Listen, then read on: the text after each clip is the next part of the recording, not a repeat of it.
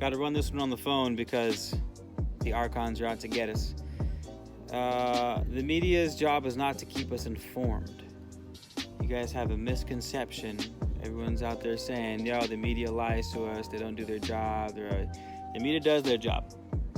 It is the media's job to keep us uninformed. Media, correct me if I'm wrong, is taken from the name Medea. That was an ancient Greek goddess of sorcery and illusionment. I want to tell you two different stories. One, the Tower of Babel. In the Tower of Babel, God came down to see what humanity was up to because it had been a while. He came to the conclusion that humanity, because they were unified with one race and with one language, that they could accomplish anything as if they were the gods, like us, he says. The humans, on the other hand, say, hey, let us come together, let us unite, and build us a tower so that we can have a name for ourselves, lest we be scattered upon the earth. They came together, they said, hey, we need to stay together. This will be a monument of our unification. If not, we will be scattered upon the earth. God says, hey, look at humanity. They can accomplish anything when they are one person. Let's destroy their tower, scatter them about the earth, and confuse their language so that they cannot understand one another. Interesting. That's not an interpretation of the Tower of Babel. It's what the Tower of Babel actually says. Go read it in the Jewish Tanakh if you want the most unadulterated version of the story. Carrying on, I saw another movie called Sphere, about a person or people who step into a golden sphere, and they get the powers of instantaneous manifestation, because that's what humans do. We are creation manifesting machines. We don't do it instantaneously, because if we did, we would kill ourselves with our negative thoughts, because we don't have a power of mind quite yet.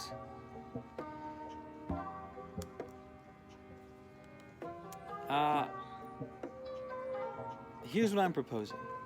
I'm proposing that there's no Big Brother, that there's no reptilian species, powerful reptilian species, super advanced this, and, godlike in comparison. There's no species godlike in comparison to human that's controlling humanity, is what I mean to say. Not that there's not someone controlling humanity, but just that they're not godlike. If anything, they're inferior to humanity. The reason why I use the Tower of Babel is because it shows how the gods fear humanity. Now, I don't believe... do I believe in God? Yes. Do I believe that the God of the Old Testament is the God we should be believing in? Absolutamente not. There are such heinous and atrocious things going on in the Old Testament. The God of the Old Testament is a lesser God, an archon, someone susceptible to flattery, someone susceptible to jealousy, someone susceptible to rage and anger, someone susceptible to... well, that should be enough, right? An entity susceptible to all those things which are in the Bible is not the omnipotent God. It's something far, far, far less than that. Okay, so back to my premise that I don't think humanity is... I don't think bad things happen. I'll go back to this. Say we see something on the news that's negative. Say coronavirus. What if... I'm not saying this is exactly what happens. I'm saying what if. I'm running a thought experiment here. We know how the mind creates reality. There's hundreds, if not thousands, of studies at this point that show how the mind and the electromagnetic frequencies that the body puts out influences physical reality. That is now a scientific fact. Look at it. And we know that the focus of energy, the focus of will, manifests. You guys are woke, you know what I'm talking about. It's not about if we're thinking about good or bad. It's simply, what are we? Period. That's what we create. Now the gods, the inferior demigods, inferior to humanity, know this. And they can't create themselves, maybe because they are hell-bent, excuse my pun, on destruction. These are the gods of destruction, they're the gods of chaos. They lack. They don't know how to create. So they go to humans. And they say, all right, if we can get the humans to focus on something, then we can create that. If we can make the humans have the illusion, because media means Medea, goddess of illusion, enchantment, sorcery. If we can put the humans under the illusion that they're being controlled by overlords, then maybe we can control them.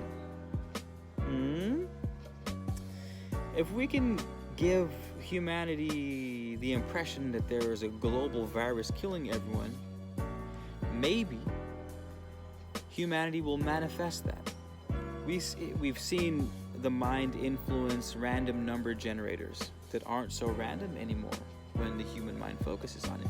We see how the human mind can influence the structure of water. We see with Emoto, we see how humans can influence crime rates, like we saw in, I think it was Washington, D.C.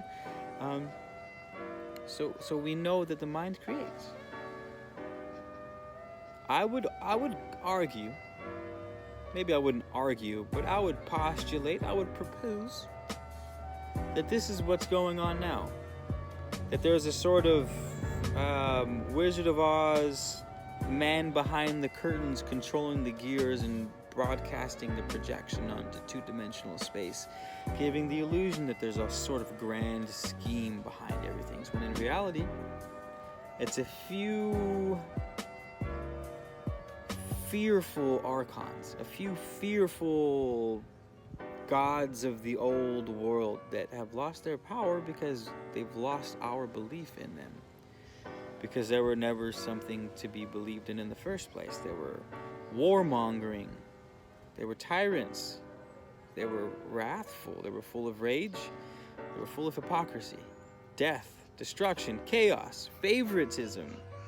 These are not gods that we should be worshiping, which is exactly why the majority of people stopped worshiping them. However, when you have the masses convinced that they have no power, when you have the masses convinced that they should be watching something like the news every day, then you have the power of taking the entire spectrum of the unified human consciousness and pointing it at exactly whatever manifestation you want. It's like these entities have a magnifying glass bigger than the size of the earth, so that they can focus the entirety of the sun's rays into, say, the size of New York City. You got all of the sun's enormous amount of light energy compacted into New York City. You're gonna put a hole straight through the planet because you focused the power of the sun. And that's what the media is doing. I don't think that heinous things happen, or there's a new plague sweeping this. I don't think that shit's happening. I was born yesterday. I think they want to manifest that. They want to manifest the fear of that. They want to manifest the laws that they pass because of the fear of that. You see what I'm saying? They just put a screen on the two-dimensional space like the Wizard of Oz does, and they let humanity take care of the rest. Because like Graham Hancock says, humanity is a species with amnesia. Because we've forgotten our birthright. We've forgotten our love for the planet. They've got us convinced that we don't even come from this planet. Like, sure, I believe there's star seeds and we've got hybrids and, you can be from this cluster and that cluster. I'm not negating that. I'm saying we praise the stars as if the dirt was hell.